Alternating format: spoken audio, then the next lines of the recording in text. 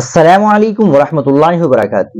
ناظرین کرام، کشمیر میں سیاحوں پر دہشت گردانہ حملے میں کئی افراد کی جانیں چلی گئی اور متعدد افراد شدید طور پر زخمی ہو گئے، جس پر بورڈ کے صدر نے فوری طور پر ایک تعزیتی بیان جاری کیا ہے۔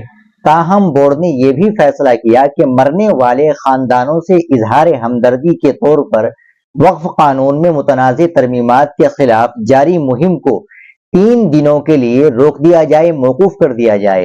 مجلس عمل برائے تحفظ اوقاف آل انڈیا مسلم پرسنل لا بورڈ کے قومی کنوینر ڈاکٹر سید قاسم رسول الیاس نے ایک بیان میں کہا کہ جموں کشمیر کے پہلگام میں ہوا دہشت گردانہ حملہ، جس میں تقریباً 28 افراد کی موت اور 20 لوگ شدید طور پر زخمی ہو گئے، انتہائی افسوسناک اور قابل مذمت ہے۔ آل انڈیا مسلم پرسنل لا بورڈ نے فیصلہ کیا ہے کہ مہلکین کے خاندانوں سے اظہار ہمدردی و سوگ کے طور پر بورڈ کی تحفظ اوقاف مہم کے تحت جاری پروگراموں کو 3 دنوں کے لیے موقوف کیا جاتا ہے۔ ڈاکٹر الیاس نے اس مہم کے ریاستی و ضلعی کنوینرز کو ایک سرکولر جاری کر کے کہا کہ فوری طور پر مہم کے پروگراموں کو 3 دنوں کے لیے روک دیا جائے، البتہ 3 دن کے بعد حسب معمول مہم جاری رہے گی۔ ناظرین کرام، آپ بورڈ کے اس فیصلے کے متعلق کیا کہیں گے؟ کمنٹ باکس میں ضرور بتائیں۔ ویڈیو کو لائک اور شیئر بھی ضرور کریں، چینل کو بھی سبسکرائب کر لیں۔